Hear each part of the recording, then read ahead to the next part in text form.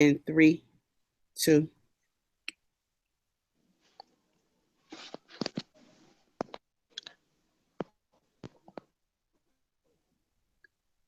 1 second. I'm not seeing the. Okay, we're good. I'm gonna count myself back in. Got it. Okay. You are now listening to Know the Score live on the CSPN network. I am your host, Tyler Ball. You can find me on Twitter at Hey, TA. Tyler. Mm-hmm. I am not loving that intro. I'm not either. Give me a second. Give me something with a little more zip. Give me a second. Just take your time. I am going to. I have it loud, so I'll hear. But just take your time. Get started. Count yourself in and make it do what it do. Okay. All Give right. me 1 second. Cool. Uh, got it. Okay. I'm ready now. Three, two, one. You are listening to Know the Score, presented by the CSPN. You can visit our website at knowthescore.cspn.us. You can follow us on Twitter at KTSPod and keep the conversation going using the hashtag KTSPod. You can listen to us on a variety of platforms on iTunes via the podcast app, the Stitcher Smart Radio app, TuneIn Radio, on SoundCloud, or directly via our website, cspn.us. Cast your votes in our weekly polls via Twitter using the hashtag KTS polls or via our Twitter at which is at KTS Pod. Keep our podcast and the network free for you by visiting our sponsors by going to cspn.us and clicking on the Keep Our Podcast Free link. I am your host, Tyler Ball. You can find me on Twitter at TABall1. And we're going to meet our guest today, who is a member of the CSPN with his show Crown and Collars as co-host. I have Jeremy, better known as Black Dante. What's up, Jeremy? What's going on, Tyler? Thank you guys for having me this morning. Shout out to my workmate, Mel, the wonderful Mel, for sending me the invitation to join you guys. Yeah, I'm pretty good. Trying to keep dabbing in Trump's America and make it do what it do. All right, we go. Speaking of dabbing, we go jump right into the NFL after a crazy week 10. Let's talk about the what happened during this week. We had a bunch of great games, probably the best week in the NFL after 9 weeks of Dullsville and snoozers. Uh, is talk about any games that you watched in particular, or what was your best game of the week? Um, Probably. I'm not even gonna sit here and lie to you. Like after the Falcons lost to the Eagles, I pretty much went to sleep. I'm not even gonna lie. Man, look. All right, you gotta understand something about being a Falcons fan. Well, being a reasonable Falcons fan, that is. Like that was one of those games where we were supposed to win, but you knew we were gonna lose. But you still had to hope that, all right, at least prove me wrong, motherfuckers. Hold on, wait, can I cuss on y'all? Oh, Yeah, you fine. okay, cool. Because I know I was, look, I was thinking we were our sister show Gridiron Gals, and like they professional. We can't really cuss on there, but I cuss on over here. All right, but yeah. So I went to sleep after the Falcons lost, and I woke up um right in time for us to record and caught our show on See the Walking Dead. So I really didn't see any game other than the Falcons and the Eagles. I did catch a little bit of the Saints and the Panthers Thursday, but overall, not to sound like a homer, but I kind of just watched my team, and after we lost, I just went straight to sleep. So thankfully, we got a bye week this week, so they won't cause me to drink. So Hence the crown. yeah, hence the crown. Look, it's a reason for my show name. All right. It's Well, it's a reason for this.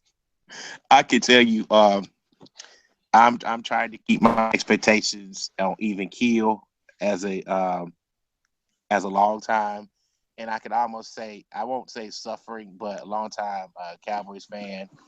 Uh, the NFL sold the Cowboys Steelers as the game of the week, uh, and it lived up to the billing. Uh, you had several lead changes.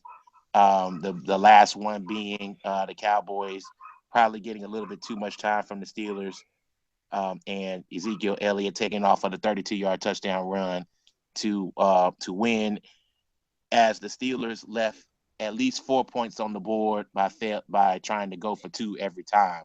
Uh, and speaking of 2-point conversions, we also had another game decided by the 2-point conversion where the Saints had a extra point blocked, and the Broncos returned that extra point for 2 points and the game-winning score.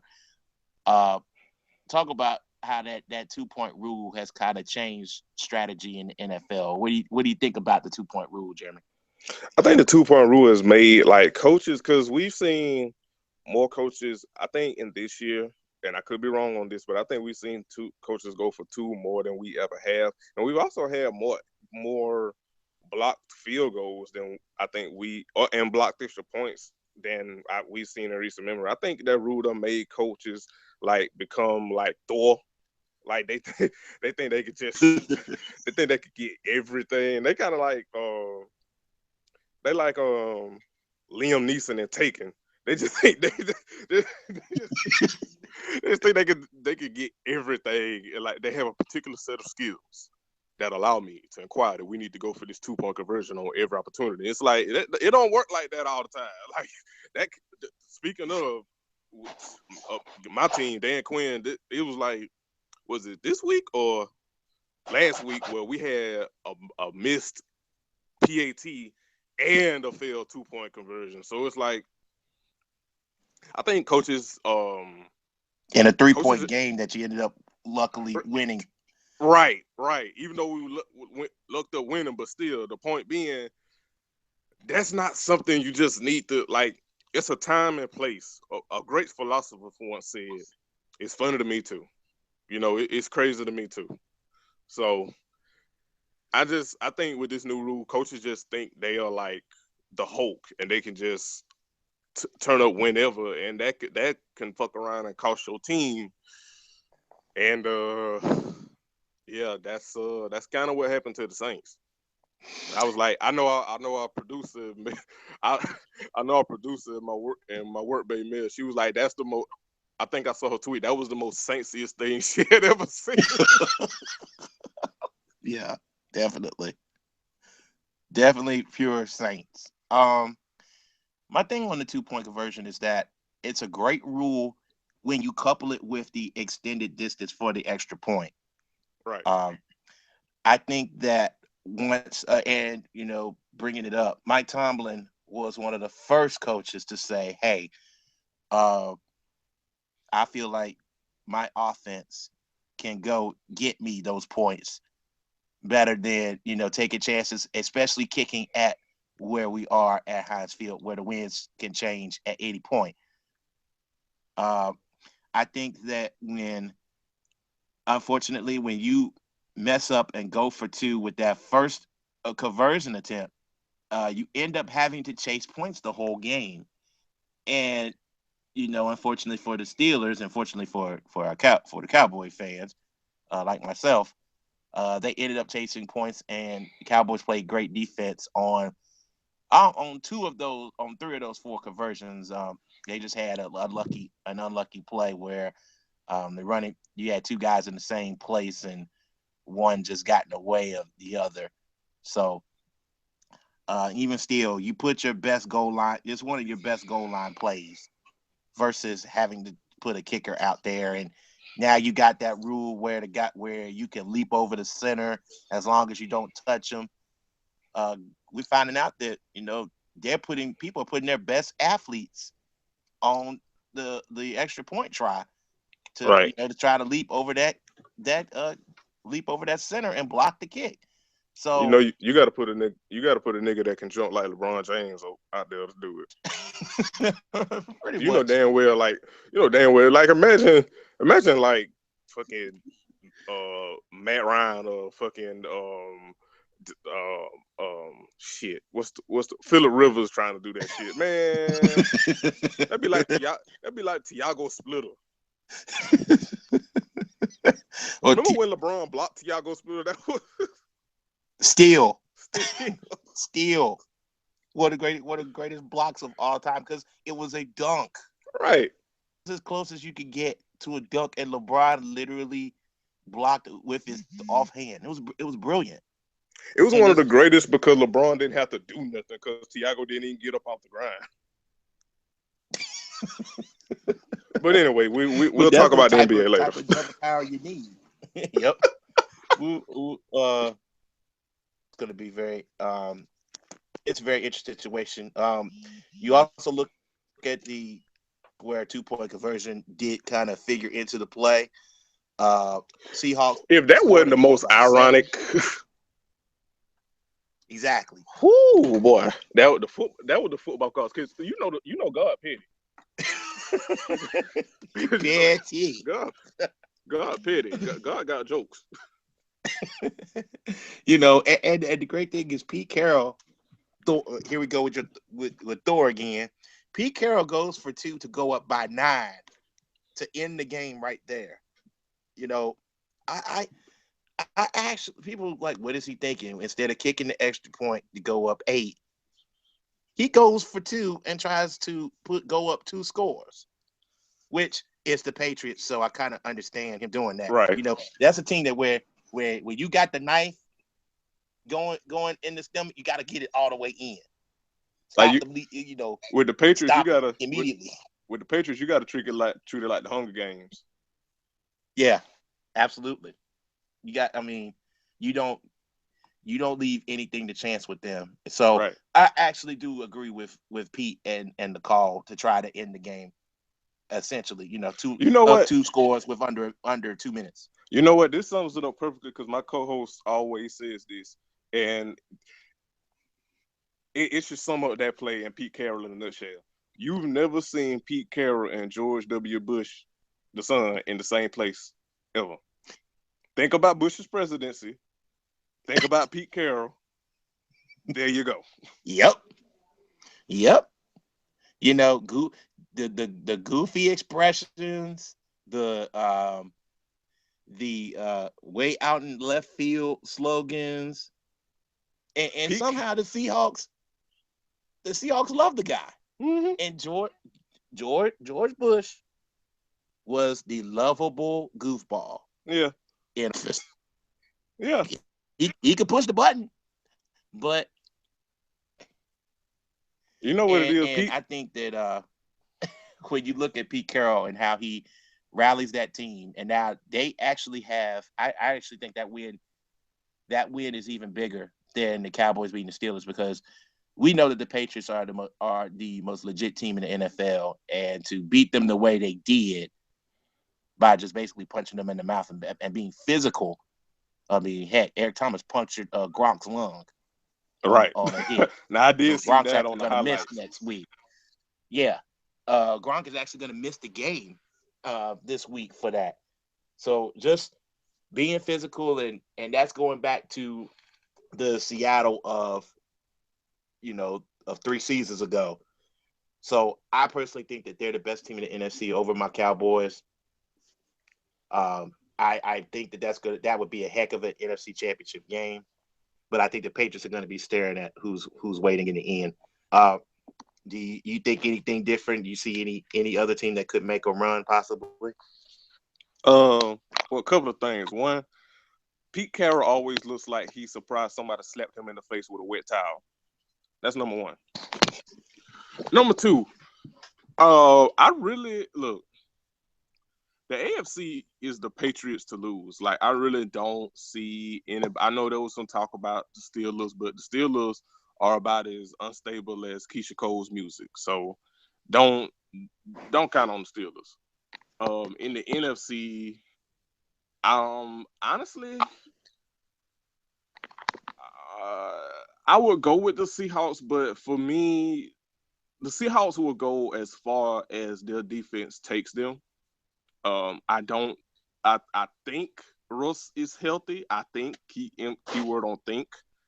Um, I think personally, I think it's just fatigue from him part time and it's Bruno Mars. But um, Seattle will go as far as their defense takes them because, like what you was talking about, how they beat New England, the Ravens pretty much.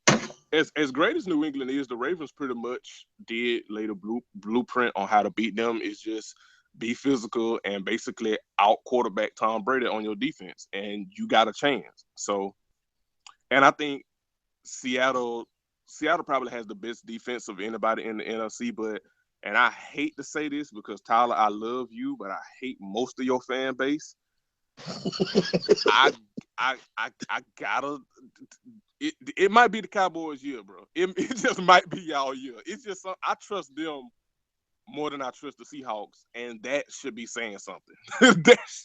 Well, I can make an argument for the Cowboy at just being an outside. I could be an outside observer and make a general thing about the Cowboys. The case for the Cowboys is that because they have such a good running game and such a dominant offensive line, probably the best unit in the NFL. I mean, you know, I could make some I could discuss Doug Free another day, but other than that, they have a dominant offensive line, and just Ezekiel Elliott has figured out how to hold on to the football. He hasn't fumbled since that 2 fumble game against the Washington redacteds, as we call them. The Washington racial slurs. Yeah, the racial slurs. Yeah, he hasn't fumbled since then, and when he gets in the open field, man, he actually can run around you or over you, which just makes him a threat anytime he touches the football. I don't know if people are still saying this, but at first, like when the season first started, I was seeing comparisons to him to young Adrian Peterson. He's kind of it's hard for him to take shots like AP does because he's got a lower center of gravity, and he kind of runs a little bit low and then extends as he breaks away from people. But I think Dallas is only scratching the surface of what he can do. I mean, look, anytime he takes a screen pass, you may as well hang it up for 20 yards. I mean, last week he took 183. So I like his explosiveness, and I like the fact that Dak Prescott is learning how even though it's still on the job training for him, he's not afraid to make those throws over the middle, which that separates him and probably a guy like Carson Wentz. And, Wentz doesn't have the guys holding on to the football, for the Eagles. But Prescott can move. He's effective when he's outside the pocket, and he's starting to make better throws when he's under pressure. And when you have a quarterback who's that confident in his line, they're tough to stop. Me personally, I think Dallas is just defensively. Dallas is pretty much rolling sevens because they've been going on pure luck because they hardly get any pass rush. They're down to their third and fourth defensive backs as starters. I mean, heck, the rookie Anthony Brown kept Antonio Brown in check until he got a calf strain, and then they had to bring in Leon McFadden off the practice squad, and of course Brown catches this fake spike on him. So Dallas still has some work to do on just in the secondary, although they've played pretty well. But they're going to outscore teams, so they're definitely a threat. But I think Seattle and Dallas would make a great NFC Championship game, no matter how you shape it. But you can basically just give the AFC to the Patriots, so we don't even need to discuss that. Yeah, we don't.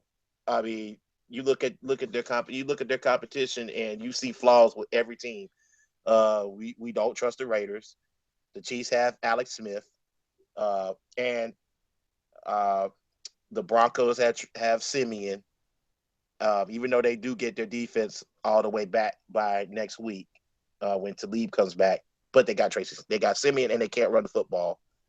And you think two of those teams are going to cancel each other out anyway because they're all in the same division, which means two of them are going to have wild cards, and the other one may have home field.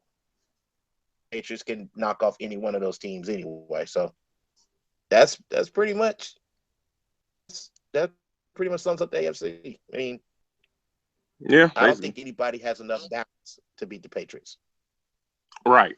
And if anything we know about the Patriots, they are the evil empire, and they all are about balance. So, all right, as we move forward, just want to remind everyone that you are listening to Know the Score, presented by the CSPN. And this week, you can support Know the Score and our other great shows by visiting Amazon.com and.us. Then click on the Keep Our Podcast Free link at the top of the page. And from there, you can click on the Amazon link to shop, purchase items from Amazon as you normally would. But for every purchase made on Amazon through our link, Amazon sends CSPN a payment that helps keep all of our podcasts free at no extra cost. If you shop at Amazon often, just bookmark the link or add it to your homepage so you can help the CSPN each time you order. We thank you for your support. CSPN and Amazon, do it today. As we go forward to the National Basketball Association, looking at the NBA's early returns, we see that it's essentially the Russell Westbrook versus the World Tour. yes, If you are a Thunder fan, let's talk about how great Russell has been. A couple of nights ago, he actually made quite a few plays to put the game away against one of their rivals, the Rockets, including a nice left-handed dunk to put them up 5 game away. Just talk about how Russ has been this year. now I do what I want. That is what Russell is doing. Russ is, how in 2K, where you play your my player and you basically have to do everything? That's Russell in human form.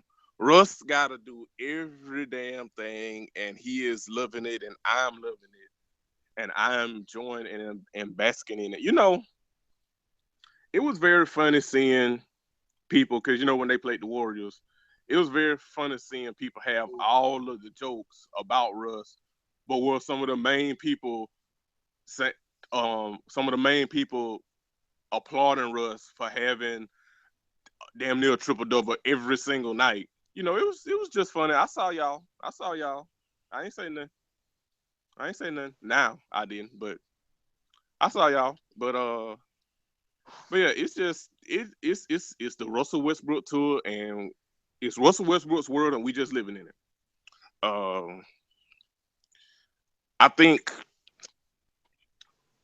but with that said, I don't think it's gonna translate to wins. Russ is gonna give hella effort, and actually, when we do our score of the week, I actually have a number for Russell, but I don't think it's gonna translate to wins. We probably maybe will get an 8th, 7th seed, because as great as Russell is, like, there is holes in this team. Like, the bench is absolutely putrid.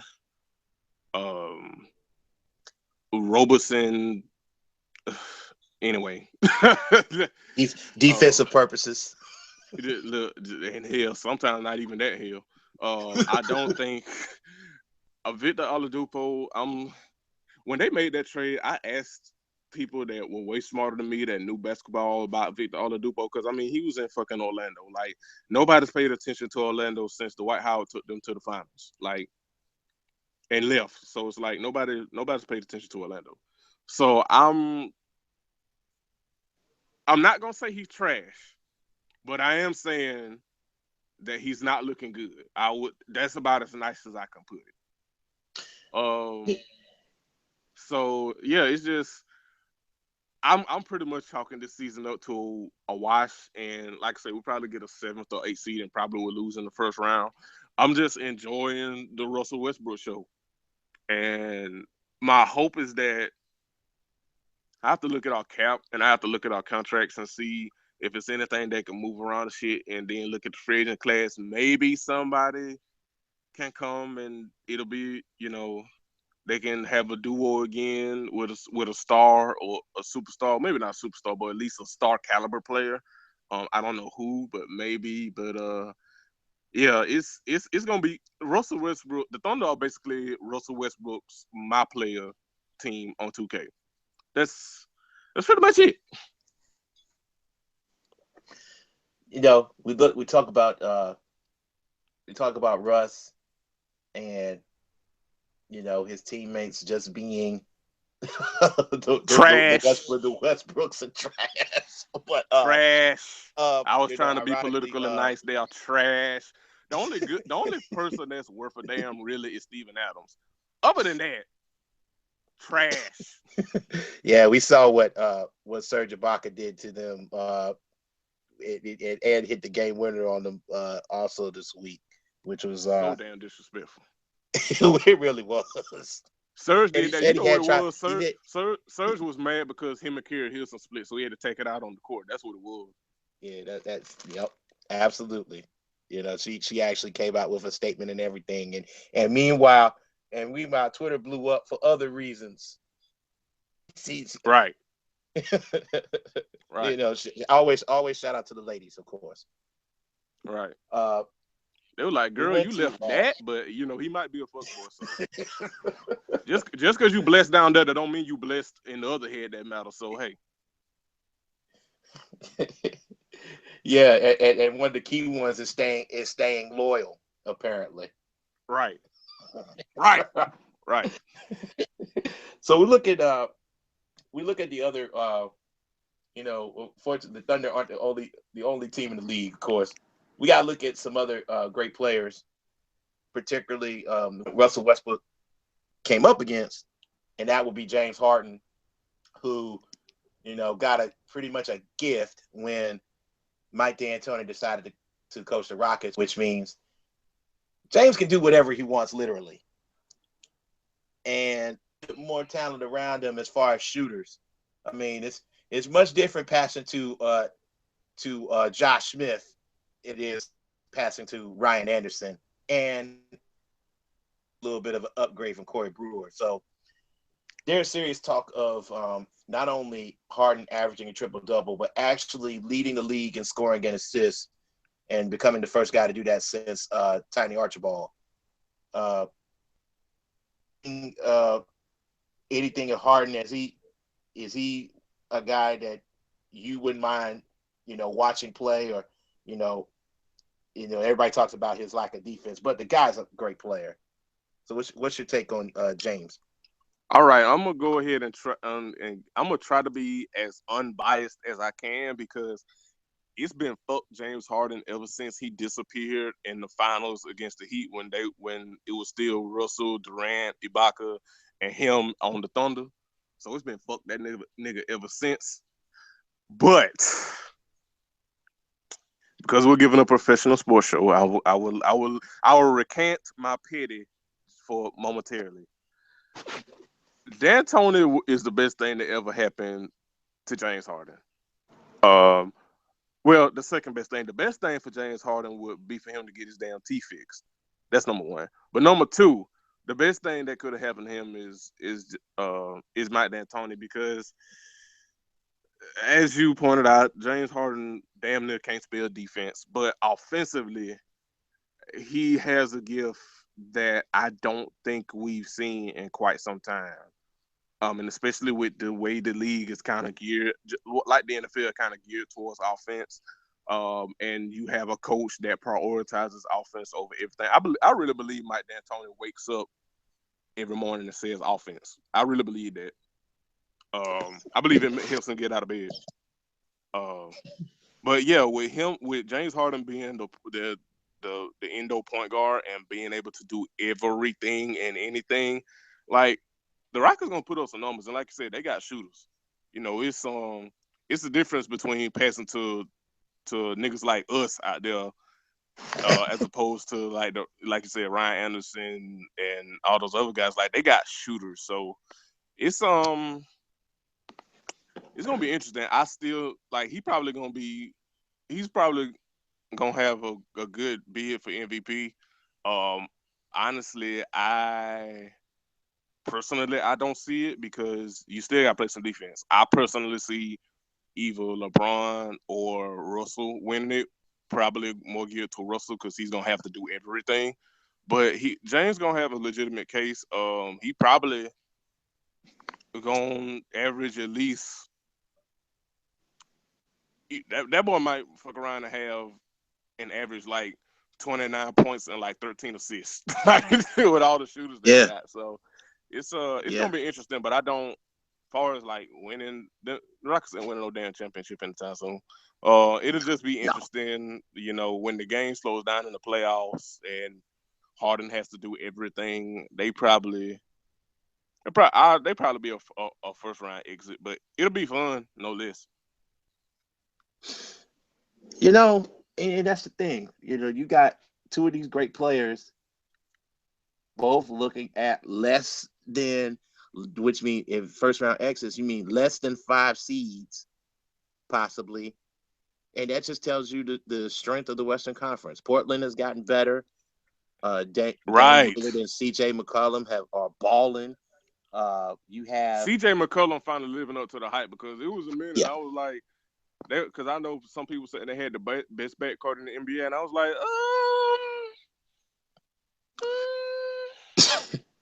yeah, I was, you know, Dame, yes. Who was also a great side rapper, by the way. Dame, yes, but CJ, you know, CJ had found his run since he left the Brown at Lehigh. Right. Until this year. Right, until this year. Now he's living up to the hype, but it was a moment where it was like, not quite. But I don't see it for CJ. He's added some moves. He can now get to the rim. I mean, he's been a solid shooter, but now he's added a crossover. He's added a nice little step back jumper now. His game is more developed, and he's a little crafty on the defensive end too, which is obviously underrated I personally think, for any Western Conference team that has any type of defensive talent, it's underrated because the conference will score so much. But right, you see Portland's more defense in the Eastern Conference. Oh, all day. I just think there's more defensive talent personally. I like the as far as teams go, you know, you had an improved bench in LA with the Clippers. They can finally defend the wing. Oh gosh. They finally have somebody on the wing. Right. That too. Dude, that has been a revolt. We can count the number of small forwards that they have tried. You know, Paul Pierce is still on the team, first of all. So it ain't all the way. First of all, fuck Paul Pierce. That's the beginning and end of that. Old patchy beard faced ass nigga. Continue. Okay. They've thrown in Matt Barnes. We like to talk about him. Lance Stevenson.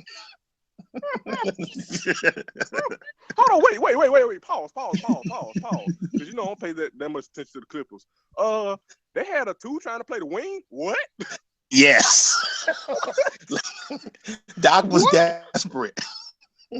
What? I'm telling you, man. It was bad, bro. It was so bad when they experimented with Jamal Crawford at the 3. It's been that bad. How? Jamal don't play no defense. Player in the NBA. Let's see. How? You know, Clippers, what are you everybody doing? in the lower regions. Oh my God. Yeah. I did not know this because I don't pay that much Yeah, man. attention to the Clippers because they damn near like the Falcons. Like they'll tease success, but in the back of your mind, you just waiting on the shoe to drop. So I don't really pay attention to the Clippers. So, but nigga, Jamal Crawford at the 3. Yeah, How? they've tried it. That was their small lineup.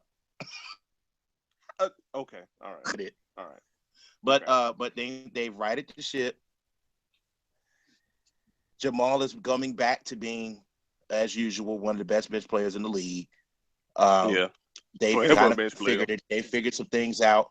Blake Griffin has stopped trying to dunk on people, and he's actually started being a great mid-range shooter. Actually developing his game. What a concept. Yeah. Let let your big boy stay down the post and dunk in all the misses, which he does. Right. And you just commit to the defensive end. I figured Doc Rivers can actually teach defense. I mean, the players just have to on the floor. I mean, he proved that in Boston. So I think that when they come, it's just a matter of matchups when it comes to them playing the other top teams in the West, particularly the Spurs. Again, that 3 position, who's gonna guard Kawhi Leonard? Right. Who gonna go with Kawhi? Speaking of Kawhi really making a case to be like the greatest cornrow braided hair having ass nigga in NBA history. He trying to make a case to surpass Allen Iverson. Now, I'm already putting him up. He's already passed Donyell Marshall, who had his 3-point record taken by Steph Curry. So yeah. Is Donyell Marshall still with us? Barely. Okay. He's giving some money to UConn to help out his boy Kevin Ollie. UConn's actually started out 0-2 for the first time since 68, so they got remember when the Cavs got dragged to the finals by LeBron and they tried to beat the Spurs with Donnell Marshall and Big Z. Fun times. Yep, shooting threes. Fun times. Yeah, Donyell Marshall hit 12 3-pointers in the game once. Yeah, I don't even think I did that I'm on sure 2K the NBA historians were very happy to see Steph Curry get that record outright. Right. Because I don't think they like seeing Donyell Marshall in the books for hitting the most threes in the game. Because 32% 3-point shooting for his career. Because his braids was always dirty. That's why. You don't want to go in no history book and see a nigga with unkempt braids. Like, don't nobody want to see that. Yeah, because the Sporting News does like an NBA register, and they have the record books, so they have to have a picture for those guys who are ranked first. Who wants a picture of that? You don't want to see a picture of. You don't want to go into the history books to see the nigga that made the most threes in the game, and then go and look it up, and then you see a picture of a nigga that look like he still hug caps. You don't want to see that. No. Speaking of which, we don't want to see Ludacris in the record book. And shout out to him for actually opening the Chicken and Beer restaurant at Hartsfield Airport. Yes. Don't get in the booth, Luda, but keep doing that. Yeah, don't get in the booth, Luda. Please don't get in the booth, but keep doing that. Please don't get in the booth. No. Chicken and beer. That's it. That's all we want. Chicken and beer. That's all we need. As we look to the Eastern Conference, LeBron has won half the league's Player of the Week awards. Already. The Cavaliers are getting great effort from Kyrie Irving. Kyrie's kind of figured things out. Since going committing on the defensive end. Oh my gosh. Yeah, absolutely. Maybe this is another year where Cleveland's just gonna do what they do, put it in cruise control, 5 games, be the one seed, probably the 1 seed, but even if they get edged out as a 2, any of these teams in the East on the road anyway. So to be quite fucking honest, the battles for second, and look at the Hawks, where Hey, listen. All right. hey, the Whites happy. That matters. They're Listen. gonna win Okay. games. So as Tyler knows, not only am I a Thunder fan, but I'm also a Hawks fan, and I think the Hawks, at least in recent memory, have caused me to drink more than the Falcons. Yeah, Cause because they've actually been a better team. yeah, Which means when and they lose, it's disappointing. yeah, and it's the thing with Atlanta sports, and everybody can't wait to clown Atlanta, which at this point I've kind of become desensitized. That's why I ain't even like talking trash in football with like the Falcons and shit. It's like I've accepted that people can't wait to talk shit about Atlanta, and I'm not saying some of it isn't warranted. I'm not saying that, but it's like, what are you gonna do? Like I love my team. I'm gonna root for my team, win or lose.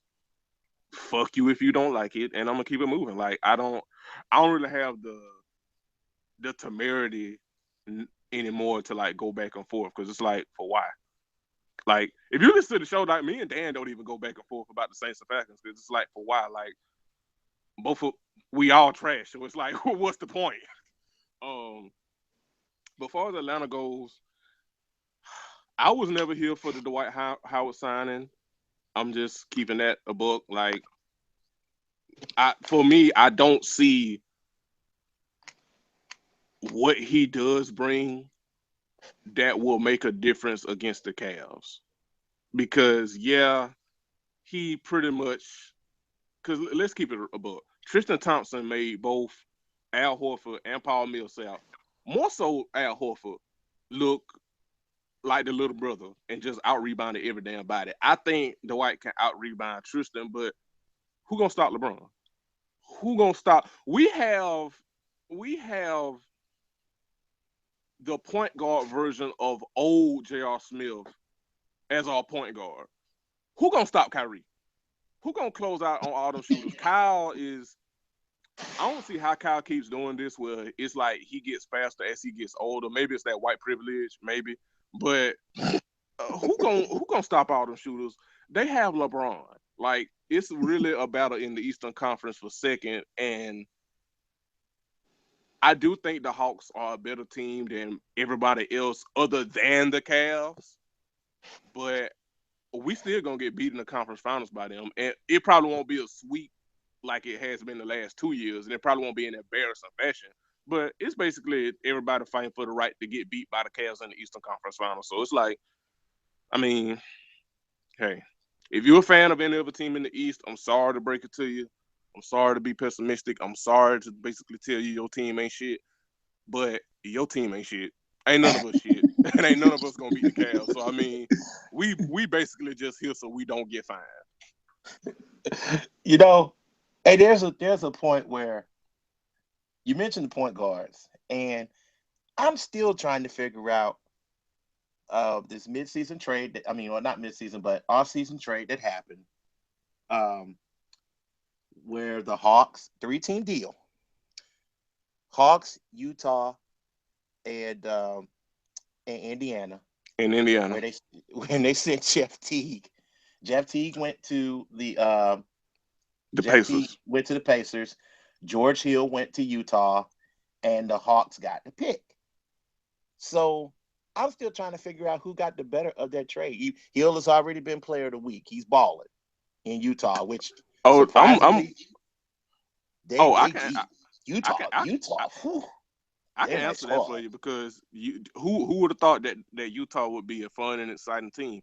I'm already going to tell you the Jazz got that deal, because the Jazz got as much as people, and this is myself included, don't fuck with the Pacers. When healthy, George Hill is a really good point guard. He's not a superstar. Mm-hmm. He's not a star. He's not going to win an all-star team. But he's a really good point guard. He really is when he's healthy. And he's showing that he's giving the Jazz stability at the point guard position they really haven't had in quite some time. I mean, remember when Trey Burke was good? Yeah, before he got hurt. Yeah, the first time. Right, the first time. Yeah, me too. but he's giving them stability. He's actually healthy, and he's giving them stability that they haven't had in quite some time. Now, stability. This is key in this three team trade. Stability, because Jeff has not been that Jeff that went toe to toe with Derrick Rose in the playoffs in quite some time. He has not been Jeff in quite some time. As my boy Side Eye Special gave him the nickname Jeff Teague. He has not been Jeff Teague in quite some time. He's been drunk for the past 3 seasons. He's been drunk in the playoffs. And Indiana gets drunk Jeff Teague. And then you go to the Hawks, who got the worst out of this deal. Because not only we got rid of drunk Jeff, but we got an even drunker Dollar General version of Jeff in Dennis. I was waiting for this. We got a nigga that looked like he didn't graduate high school as our point guard. Why? We could have kept Jeff and sent him to Indiana. There's been nothing that Dennis has done yet and will ever do that Jeff, even when Jeff being drunk, even drunk Jeff is better than Dennis Schroeder. Yeah, I know Jeff is older. Yeah, I get it. But drunk Jeff is still better than Dennis. We got a nigga that look like he sells roses at the club as our point guard. Why? You bring in Dwight Howard. Now, granted, Dwight isn't. I think Dwight is smart to know that he knows at this point he's not going to carry a team, and he knows, if anything, he's a compliment, because our best scorer is still Paul Millsap. Now, I would stand for Paul Millsap. Yeah, I know he's small at 6'8" at the 4, but Paul Millsap is for the people, okay? I call the man Trillsap for a reason. I think it's an upgrade from him had the 4 full time as an upgrade from your boy that went to Boston. Yeah, as much as I liked Al. Him, Paul at the 4 full time was an upgrade than Al Horford at the 5 full time. Now, with that said, Dwight can still probably give you a double-double, not as consistently, but he can still give you a double-double. Still can't shoot free throws. You have Kyle Korver, who the only way Kyle gonna score is on cuts and coming off screens. I love Kent, but Kent is unstable as hell. And Kent is Josh Smith with better handle than me.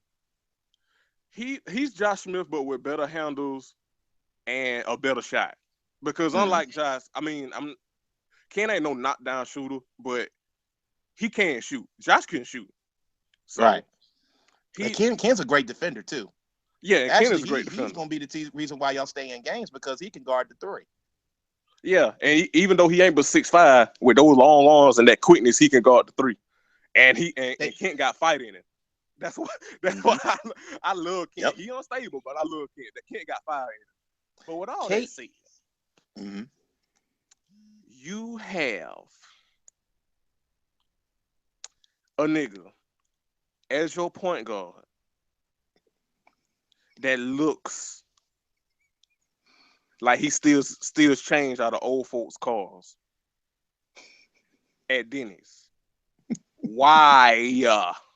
Why? He can't even make a good entry pass without it being a turnover. And this is what you go with.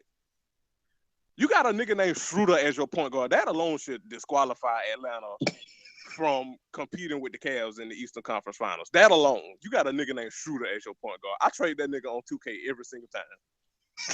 And I have no shame. Because fuck Dennis. All right, I'm done, Tyler. Continue with you. I'm done. Okay. Speaking of inconsistent point guards, we're gonna stay in the East. There's another team that I like because this guy's balling and he wears all types of Jordans on the court, so he's super cool. The Toronto Raptors. Oh, boy. You know what? Drake takes aside, but DeMar DeRozan is balling. Yeah, he really is. And speaking of niggas that don't keep their hair clean, DeMar DeRozan, little dirty hair having ass, that nigga balling. Dude. I don't know if that's gonna translate to competing with second to get beat by the Cavs in the Eastern Conference Finals, but again, but DeMar DeRozan balling. Yo, DeMar got my attention really when we still reflected on DeMar trying to 360 in the against China in the preliminary Olympic game. Come on, dog. Right. It was just so disrespectful. So disrespectful. He has DeMar DeRozan has that no fucking forgiving attitude, and you can tell that because he don't keep his hair clean. No, he has no qualms, bro. That's that LA. That's the LA in him, I guess. Where there's it's all chill.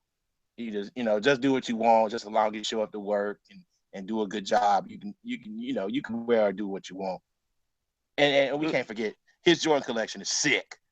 And I mean sick on court. As a matter of fact, he's probably the second best shoe guy on the court other than Swaggy P. All right.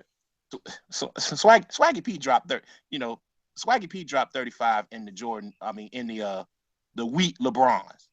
Come on, bro. It's ridiculous. For real. That did happen. So yeah. Best shoe. He's one of the best sneaker guys on the court, so I'm always gonna pay attention. But Toronto still has the same problems. All that talk about upgrading the roster of your defensive guy, even though he can't hit a layup in Biyombo. Right, he can get you rebounds, but can't get you a layup. Nope. Your problems are still the same. Kyle Lowry plays like Mike Lowry in the playoffs. He can't hit a 16-footer. He's still Mike Lowry. You know what? All that talk about Kyle Lowry, and like I get it, but it's kind of like how people. And I don't mean to shit on analytics because I don't think analytics is the end all be all, because if it was, like, analytic people were ranking the Hawks when they were the number one seed better than the Cavs, and we saw how that turned out. Well, yeah, you can't give analytics when you have LeBron. Right, you can't win with analytics when you have LeBron. And analytics, like, people like love Kyle Lowry, and I ain't saying he ain't good, but I'm also not saying he's good either. I'm sorry. I'm sorry. I got to see it in the playoffs, dog. Like, when Kyle Lowry showed me, like, you know what did it for me with Kyle Lowry? When they had the All-Star game in Toronto, and I think he had the lowest, when he was in the three-point shooting contest, I think he had the lowest score. Like, when you can't light it up in your own city for All-Star game, nah, bro. Nah. I think that's what did it with Kyle for me. It's like, and I know it's silly, but still, it's like, bro, this is your time to show out for your fans when the All-Star game in your city, and you lay a goose egg? Nah, bro. Nah.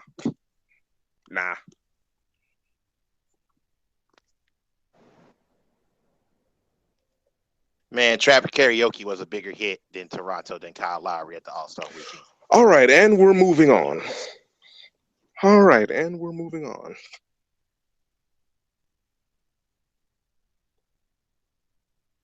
Just remind you that you are listening to Know the Score, presented by the CSPN. I'm your host, Tyler Ball. You can catch me at TA Ball #1. I'm here with Jeremy, also known as Black Dante. You can follow him at Black Dante, which is BL_Dante. He is one half of the team of Crown and Collards, and you can listen to them on the CSPN network. Take a quick look at the postseason in Major League Baseball. Congratulations to the Chicago Cubs for winning the World Series. The world announced, and well, the Cubs finally did it. Get the goat out of here. Can show himself in public now. All those good things. We get to postseason awards, where we had the Cy Young Rick Porcello and Max Scherzer. Um, Porcello of the Red Sox, which won the AL East, and Max Scherzer of the NL East, winning Washington Nationals. They both won the Cy Young. The Rookie of the Year is Corey Seager from the Dodgers, and Michael Fulmer of Detroit. Um, and the MVPs were Mike Trout of the Los Angeles Angels of Anaheim, a fourth place team, by the way. And of course, Chris Bryant, which is the hottest name in baseball. He won the MVP as the leader of the Chicago Cubs. Um, the most interesting out of all of these awards, which none of them are surprises other than Rick Porcello. Porcello somehow won the Cy Young with only 8 first place votes.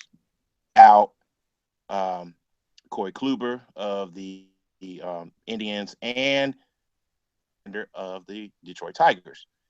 What makes this interesting is that Justin Verlander is dating model and actress Kate Upton, who put out an interesting tweet this week in reference to the vote. Two voters didn't have Verlander on their ballots at all, prompting Upton to a tweet, which was very interesting to say the least. Kate Upton always Jeremy, put her damn foot in her mouth. of course. That's Jeremy, just the opinion, just on player wives. Actually, this is the second week in a row where we've had a player's wife make a tweet reference to something that happened to her spouse or significant other. Just talk about where this needs to go. In my personal opinion, I don't look. I think wives have every right to tweet or vent their frustration just like anybody else. Because whenever wives tweet, a lot of times it brings out a whole lot of misogyny when it doesn't need to be. I mean, you can say they said some stupid shit without taking it there, but a lot of people do.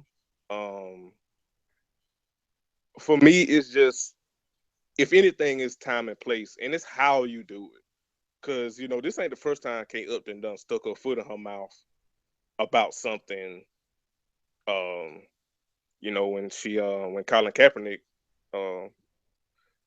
when with the national anthem and Colin's protest, she stuck her foot in her mouth then. So I think it's one thing. I think if anything, it's more so the wives, and this goes to anybody, just being informed before you hit send. I think that's the best way, because I mean, you entitled to feel how you feel and all that shit, but just be informed and be prepared for the backlash when you loud and wrong before you hit send. That's kind of where I am on it. My take here is, I quite agree. And the reason why I brought you up is because you are a big advocate of women and women speaking out, even on Twitter or in just all forms of life. You speak on your show about, standing up for women and how we as men need to be more supportive of women in general. I have no Definitely. problem with wives repping for their husbands. Just know that there is room for tact. There is room for Yeah. decency. Last week was a little bit more egregious than this one, with Dan Carpenter's wife tweeting a castration device. Yeah, to Sherman. Sherman. Yeah. That was not only that was egregious, that was in extremely poor taste, and she even Right. left the tweet up. And She didn't delete it. And yeah, that goes into there's always something that you can take deeper into the message when you refers to a human being as an animal Right, and in any especially reference an anyway. African Especially, American. yes, absolutely. So, so in general, um, when you want to speak your opinion, do it in a way where you can be considered as a class individual and not necessarily hurt your brand or your significant other's brand, because regardless of who these athletes are, they're still repping brands, Right. and that doesn't, Just be a motherfucker that got sense. Like, yeah, is and that's why I brought that up, because a lot of times when wives speak up, um even when it was Aisha Curry, like, as loud as wrong as she was, when it came to the backlash she got, a lot of it was a lot of misogyny, and you don't have to resort to that to cause to say that somebody being loud and wrong about shit. You know what I mean? Like, now, granted, Aisha kind of had a lot of that coming, at least, especially with her stance on women that aren't her, or either fair or unfair. She kind of had some of that coming. But with that said, like, you can call, like, far as wives, like, you can say they're loud and wrong and leave it at that without resorting to, like, you need to shut up, and you go full Stephen A. Smith and be like, you should be seen, not heard. It's like, no, not that's when you get into some misogynistic shit, and that ain't cool. Yeah, you brought up another point with Aisha Curry, and how just a simple tweet can create an entire conversation totally away from the topic that you were even discussing. Mm-hmm. And that's how first of all, that's how small the world is, and that's how big social media is. And I think sometimes that we, as we use the social media platform. Heck, this show has a lot to do with the social media platform itself. So we have to remember to carry ourselves in a way that we can be received, so that it won't have any backlash on us, because Right. we say a lot of opinions on here, Mm-hmm. in this space, and I'm not just KTS, but other podcasts too. You want your voice to be heard, but at the same time, you have to consider that free speech, quote unquote, ain't all free. Yeah, especially in Trump's America. If anything, though, with our brand and our show and our network, if anything, we'll get a bad rep because I sound like a can of motor oil. But that's neither here nor there.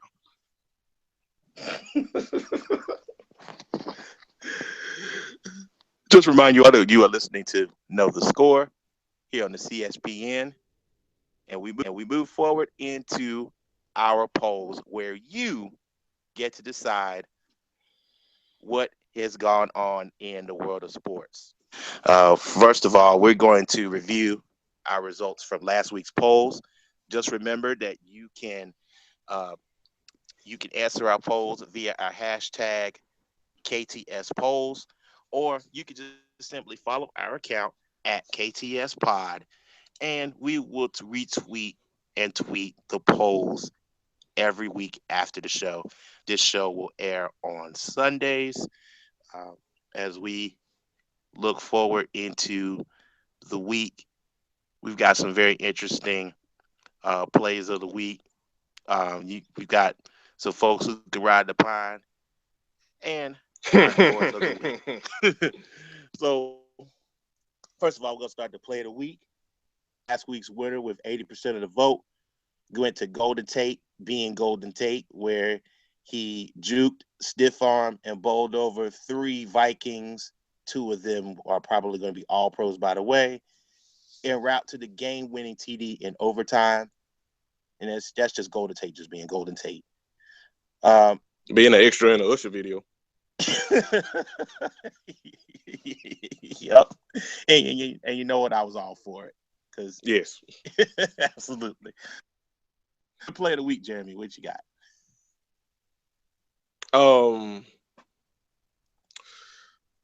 My play of the week week would probably be.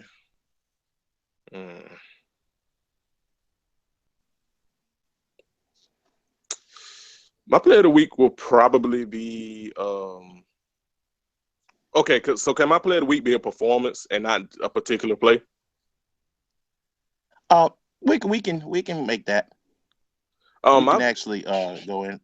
Can we bend the rules just a tad? Because I'll have to give it to Dak, man. Look, hey man, look, Tyler. I know Cowboys Nation is being pessimistically optimistic, but look, man, Dak, man, look, man, that boy special, man. It's been a long time since I haven't hated a Cowboys quarterback, man. It's that boy. He might be the anti Cam Newton. Like he might be Cam Newton, but without the all lives matter thing going with him. So just shout out to Dak, man. That Dak is my player of the week. I bent the rules a little bit. Hey, you know what? Honestly, there is a play where a two-part play that I could definitely chime in on. The way to beat the Cowboys is pressure up the middle. Dak got a Pittsburgh called an all-out blitz right up the middle on Dak. Ryan Shazier, who's probably a Pro Bowler, pretty much was on top of Dak in seconds. Dak calmly took 2 steps to the left and fired a strike to Dez Bryant for a 50-yard touchdown. One of the biggest plays of the game. And just shows an example how cool he just is. And he's been that way all year. The pressure. Same thing when he did a couple of weeks ago where he sidestepped the pressure and, eventually found Jason Witten to beat the Eagles in overtime. Plays like that that that this guy can see stuff coming before it happens, and that's the mark of a great quarterback.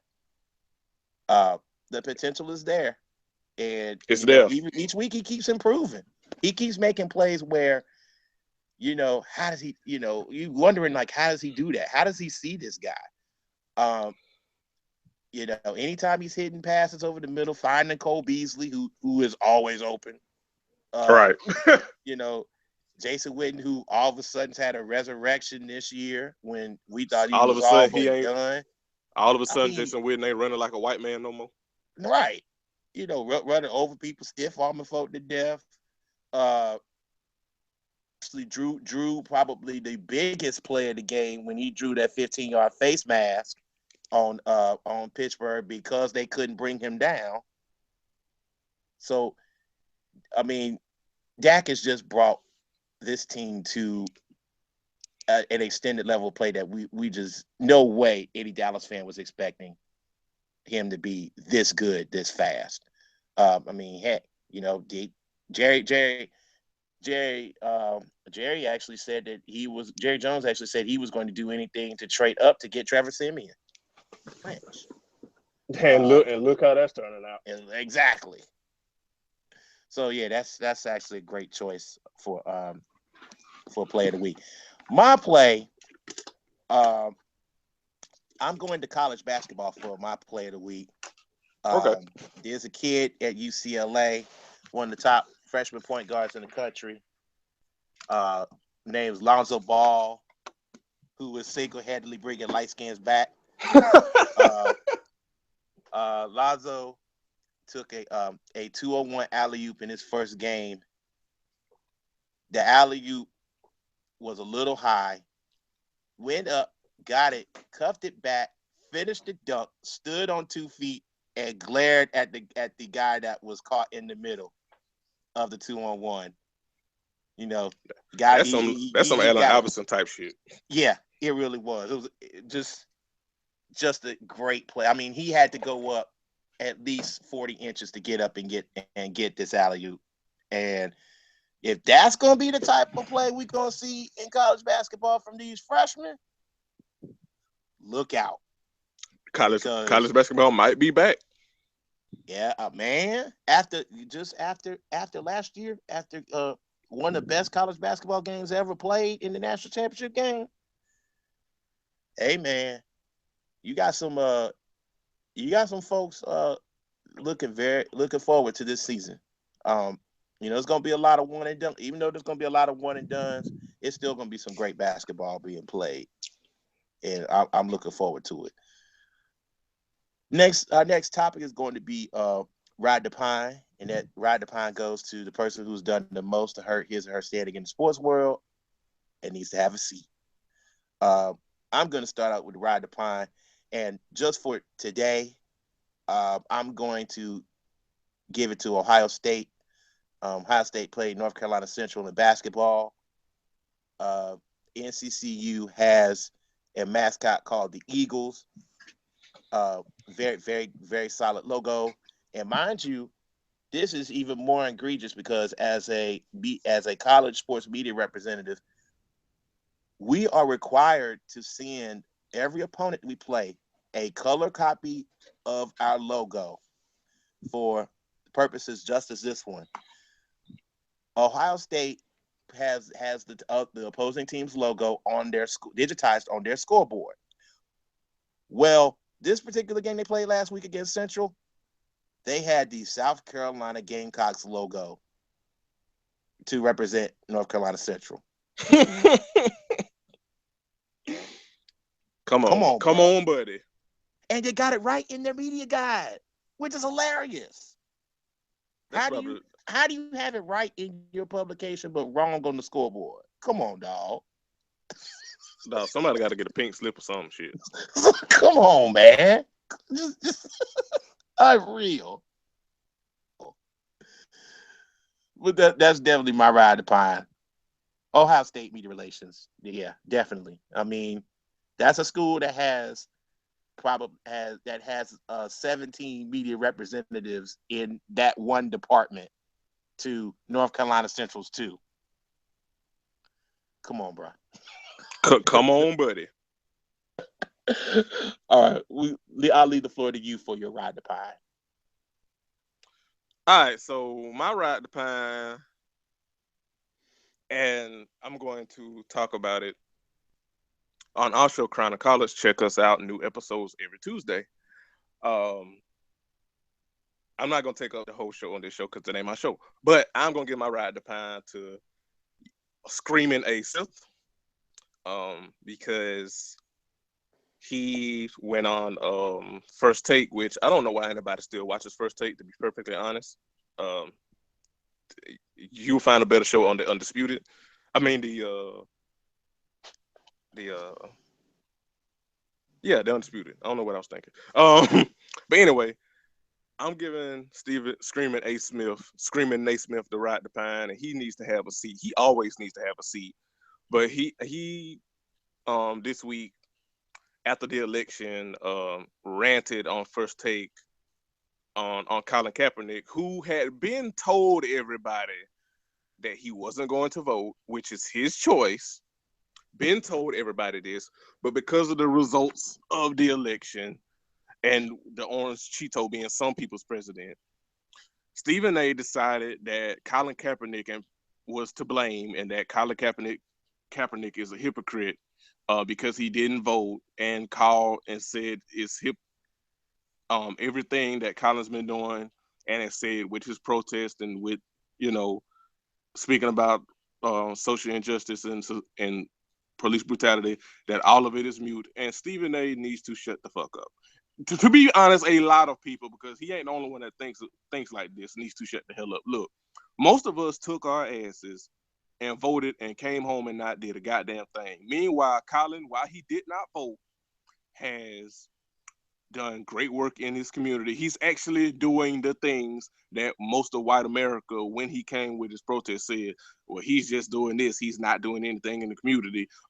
Actually, he is. He's taking money from his paycheck, donated it to his community, actually starting a camp for the youngins, Know Your Rights. He's actually almost mirroring the things that the Black Panther Party did, who also, by the way, people love the Black Panthers. They didn't vote either. So, and people love them. So it's just a continued cycle which has been going on for a while, is to blame black people for anything that has anything to do with the Orange Cheeto getting in office. So Stephen A. Smith and everybody that thinks like him can shut the hell up, because most of our asses, we voted and we don't do shit else in our community other than vote, and we think we're better than, so much better than everybody because we vote. And it takes more than that. And that's what Colin is doing. While he doesn't vote, and while I would like for him to vote, it's his personal choice. He doesn't have to, and he's actually doing more with his non-vote than a lot of us do that do vote. So Stephen A. can shut the fuck up and ride the pine. Well said, 100%. Actually, I can co-sign that with in a bad week for the Four Letter Network. Sage Steele as well could very well be a candidate for riding the pine. For her totally missing the point for what Tampa Bay wide receiver Mike Evans speaking out against the election results. The popular vote did not get elected, but Steele wanted to focus on, she made it personal and focused on her father being in the military, and because Evans' protest was done on Veterans Day celebration. Come on, Sage. This ain't about you. To quote Chels is right on the Gridiron Guys, and it's never about you. And not only that, like what made her ride the pound so much for this is because she was just loud and wrong. Like it didn't make any sense. It's no sense whatsoever. No sense. The military has already stood up via on all points of social media, standing up for Kaepernick and other people who say, as we well, okay, you good. The military has been standing up for Colin Kaepernick literally with their own hashtag and other forms of social media. They not only do they not feel disrespected, there's an attention being called to America to take care of its military. Right. Protesting is never about offending either. It's about this country. It's about having to speak up and make an opinion. And it's funny how get silently and all this noise is being made. It's sweet irony. Yeah, America is a nation built on protests and a lot of other stuff, which we will not talk about on this show right now. But America is a nation built on protests. But because it's protesting one of America's dark secrets that never has been fixed, i.e. this election is a perfect reflection of that. People, it was a protest is made to piss you off, and I think Colin and everybody else have done their job. So I mean, hey. Mm-hmm. Yeah, I don't think they, if they chose not to step further than that, they've done their job. Clearly, you're exactly right. They have done their job. You are now conversation via protest. Which is accomplishing mad or not? Exactly. I think it's brilliant personally. I also believe, as we as a community, via whether it be a social media, whether it being outside of that with our, just in our own circles, time out to get involved in our local communities. Like Colin is doing. You will have done more than most of these media pundits that are just sitting behind a microphone. do it's a challenge to do our part, which is what this community and what our culture needs. So absolutely, Well said. I'm all for it. As we move on to our final poll, which is the score of the week. Jeremy, do you have a specific number that you would like to get to? Yes, I do. Yes. Number 4, which is Russell Westbrook's 4th triple-double this year. I think that number is going to increase. Russell might fuck around and end the season with like 50 triple-doubles. Because he has to do everything, and it's all Russell Westbrook's world, and we just living in it. So, and Russ, we trust. Now he does what he wants. So that's my score, a number of the week. Russ versus the world. I'm all for it. Coming soon. And Russ carrying it, and he's making in Charlotte, North Carolina, very happy as a certain brand as he rocks. Actually, he's got great shoes too. Right. A certain owner is proud of Russell Westbrook right now. Yeah, pretty much.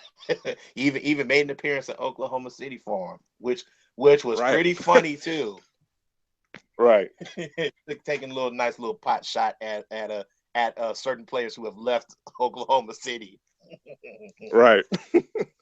showing up in dad jeans and Stacey Adams. That's the custom uniform. There really was a Tumblr page dedicated to what he wore. I told y'all about that. Yeah, I told y'all. I told y'all. Which is still funny. Right. I still got it on my bookmarks on my laptop. You know, as a matter of fact, I might share it and bring it back after we record this. Yep. He's gotten better, and that's, being married will do those things to you. Yeah. Yeah. All right, my score of the week is I'm going with an audible here. I'm going to give a shout out to a friend of mine who I actually enjoy working for, and that is this week the Harlem Globetrotters out and set some new Guinness Book of World Records. I want to give a shout out to Julian Zeus McClurkin, who is a graduate of North Carolina A&T State University. He is currently a Harlem Globetrotter. He's on his 3rd season. And this week he set the record for 16 dunks in a minute during the latest Harlem Globetrotter exhibition. Just want to give a shout out to him because he's an extremely great guy. He's got a detailed path of his journey with Christ. He's getting ready to get married. He's literally living a dream through basketball. You guys can follow him at Mini Julian 5, and that's my guy. So go Harlem Globetrotters, bringing basketball to the world. And it's just nice to have a guy from an HBCU be a part of them and enjoying that experience. So yeah, shout out to my man Zeus. I still call him Julian, but the world calls him Zeus McClurkin. And of course, Aggie Pride. So we come to the end of the show here at Know the Score, presented by CSPN. This segment, we're going to give our final thoughts. I want to thank you for coming out and lending your great takes and humor as you hear him on Crown and Collars every Tuesday here on the CSPN. Jeremy, you got any final thoughts that you want to let the people know? Oh, thank you. Thank you for having me, Tyler, and thank our producer and wonderful philanthropist, Melanie, for inviting me. Just my final thoughts. As Tyler said, you can catch me on Crown of Colors with me and my co-host Dan. New episodes every Tuesday. Find us wherever you find good podcasts. Rate us, share us, love us. My final thoughts is just and rate this and listen and subscribe and rate every show on the CSPN. We are like the Justice League of Black podcasting out here. As I always say, be a greater hoe and not a hater hoe, and get with the winning team. Just my final thoughts. Look, Black America. I've said it many, many times, even on social media, on my podcast. This ain't on us. The Orange Cheeto winning is not on us. This is on white America. It ain't our fault. So all the infighting and trying to blame who voted, who didn't, who voted for what, whatever. Black folks, this ain't on us. So if anything, in these trying times, we need to come together. We need to actually be here for each other, especially for our Black LGBTQ family and friends, because they are the ones that's gonna get hit the hardest and the most. Like, they're legit about to lose rights when the Orange Cheeto officially gets in office. So if you know any LGBTQ people close to you, they're Black or brown, keep them, just genuinely let them know that they're loved and help them in any way you can, even if that's just some encouraging words, because they gonna need it. And yeah, that's it. To piggyback on what you're saying, I live in North Carolina, where there is a write-in vote. Well, excuse me, there has been a recount vote for governor, and it's extremely important for communities, especially the LGBTQ community. We have the discriminatory House Bill 2, which has cost the state millions and millions of dollars. Roy Cooper won the election and is awaiting the results for the recount. Has promised that he will repeal the bill as soon as possible. Good.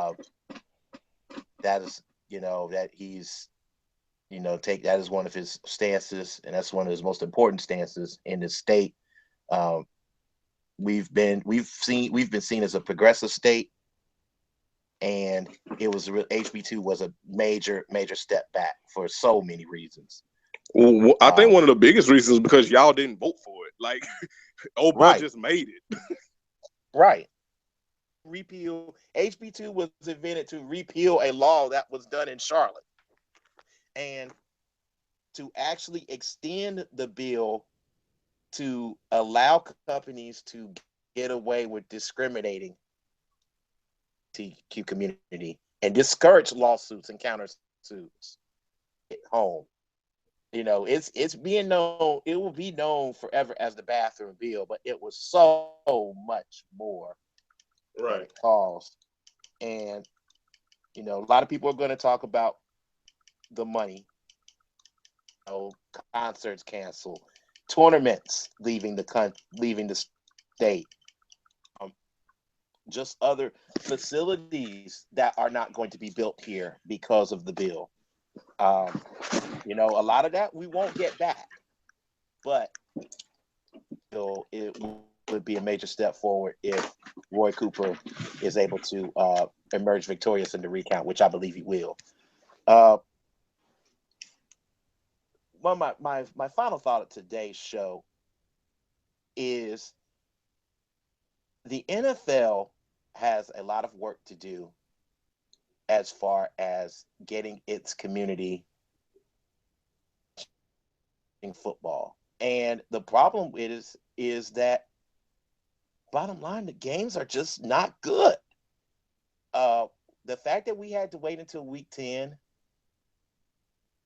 to actually have matchups worth watching It's very disheartening for people that are longtime football fans. The game is changing. The game is going through growing pains as we educate players on how to tackle again and where you can and can't hit. Um, I believe that until we see a generation that has been taught how to play the game from all positions, this trend may continue. Um, poor. Not. I don't think it will affect attendance numbers, but it's just not good for television. And I think that the NFL has some soul searching to do, particularly from the top down.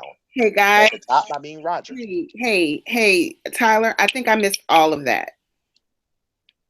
Okay, I'll reset. From the games aren't good. I missed everything from there.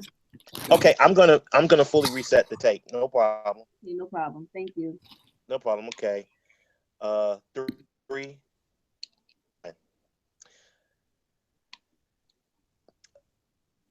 For today is going to focus on the National Football League. The fact that we had to wait until week 10 to have matchups that were intriguing enough for people to watch is a problem. I think the NFL has to do some soul searching. The games aren't really that good. And it goes from the NFL office trying to dictate what its players can and cannot do on the sidelines, even to an even greater level. It goes down to coaching and decision making, and most importantly, quarterback play. Quarterback play is awful. Across the I board. can't name 10 good quarterbacks in the league anymore. I think that the advent of moving to the spread in college football has de-emphasized the focus on being good quarterbacks. In a league that's supposed to be a passing league, you emphasize an offense that dictates on the quarterback being able to be mobile and move around and run, which is you never know. But I think that changes made as far as some of the rules. The competition committee has a lot of work to do to put out a better product on the field. I think if colleges and high school leagues can kind of get away from the spread per se and maybe go back to the pro set, you may be able to get some better quarterbacking play. But the problem is winning games is always the number one priority, and teams are going to do whatever it takes to win games and, of course, keep jobs. The NFL has a lot of work to do, and it's not going to happen overnight. But I think if Commissioner Goodell takes his time and looks at his sport overall and tries to make it better, it's possible that we can see a resurgence of the NFL as truly America's top sport. For our producers, Classic and Mel, for our guest, Jeremy from Crown and Collards, I am Tyler Ball, and now you know the score.